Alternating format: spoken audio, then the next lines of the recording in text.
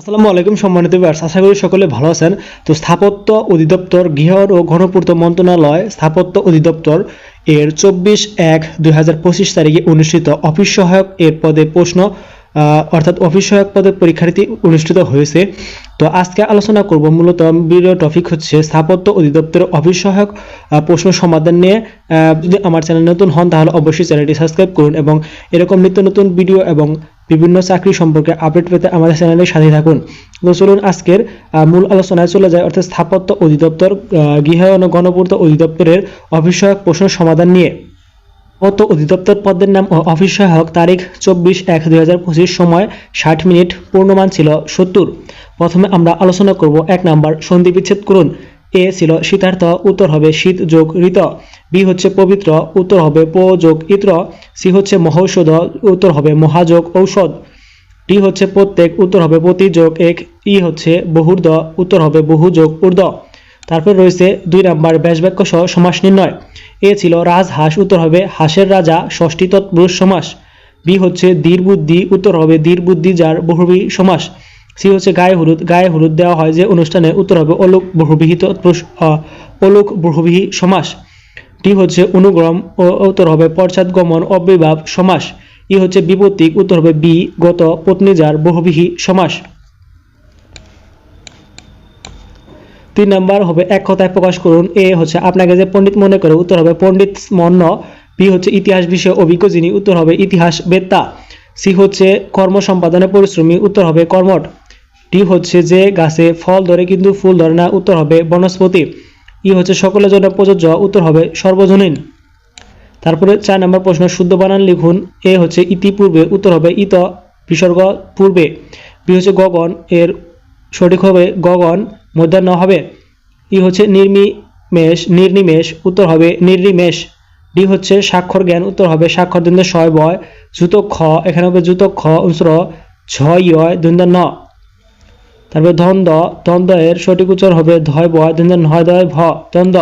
5 number রয়েছে translate the sentence into English, অর্থাৎ বাংলা থেকে ইংরেজি করতে হবে। শিশুটি হাসতে হাসতে মায়ের নিকট এলো, উত্তর হবে the child came to his mother লাগিং। বি হচ্ছে পৃথিবী গোলাকার, উত্তর হবে the earth is round.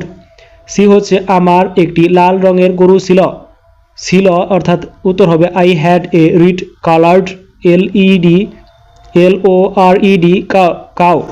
D হচ্ছে মিথ্যা বলা মহাপাপ, উত্তর হবে to tell a lie is a great sin. E হচ্ছে তুমি কি কখনো চিড়িয়াখানায় গিয়েছো, উত্তর হবে have you ever been to the zoo. তারপরে আলোচনা করব 6 number, sentence with the following idioms and facts. A হচ্ছে ক্যাট অ্যান্ড ডগস, উত্তর হবে মুসুলধারে it is raining cats and dogs. B হচ্ছে এ ম্যান অফ লেটার, বিজ্ঞ বা পণ্ডিত, যেমন Hanzala is a man of letter. C for good, অর্থ চিরতরে he left the place for good. E number হচ্ছে অল ইন অল, সর্বে সর্বা, nowadays no one is all in all. E হচ্ছে ইন কোল্ড ব্লাড, অর্থাৎ বিনা উত্তেজনায় ঠান্ডা মাথায়, উত্তর হবে they killed the police officer in cold blood. তারপর 7 number, fill in the blank.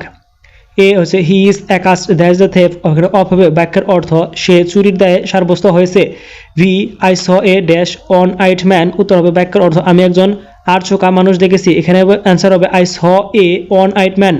C হচ্ছে he has been ill dash Friday last, এখানে সিন্স অর্থাৎ গত শুক্রবারে হতে তিনি অসুস্থ। ডি নাম্বার হবে he is dash idiot, an হবে ব্যাখ্যা সে একজন বোকা। ই হচ্ছে the man is blind dash his son fault, এখানে টু হবে the man is blind to his son's fault, অর্থাৎ তার ছেলের অপরাধের প্রতি সে উদাসীন। তারপরে 8 নাম্বার, সেন্স দ্য নাম্বার। এখানে সেলফ আছে সেল বেস VES হবে, গোস আছে গিস হবে, ম্যান অফ ইয়ার অর্থাৎ ম্যান অফ ওয়ার হবে MEN।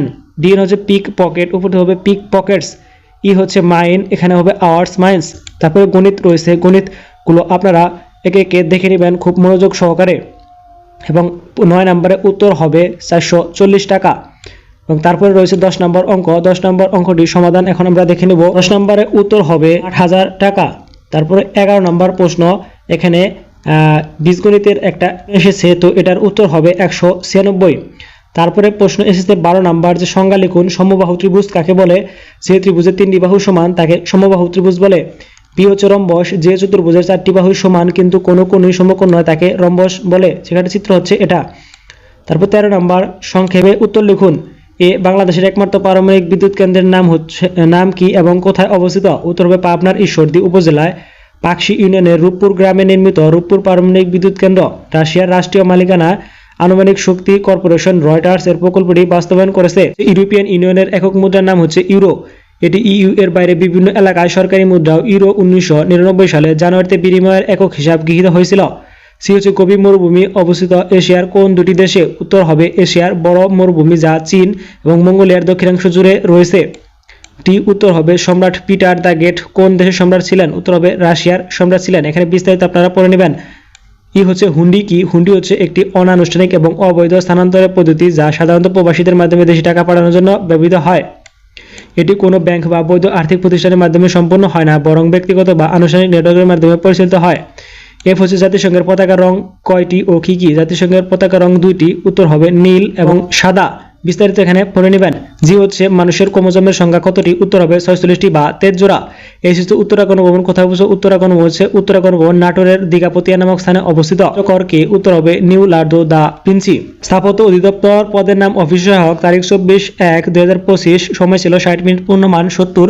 তো আজকের প্রশ্ন সলভটি, আজকে আলোচনা এখানে শেষ করছি। তো এর পরবর্তীতে নতুন কোনো সিজন নিয়ে আলোচনা করবো, সেজন্য আমাদের চ্যানেলের সাথেই থাকুন এবং চ্যানেল নতুন হলে অবশ্যই চ্যানেলটি সাবস্ক্রাইব করুন এবং ভিডিওটি লাইক এবং শেয়ার করে পাশে থাকুন। ধন্যবাদ সবাইকে। আসসালামু আলাইকুম।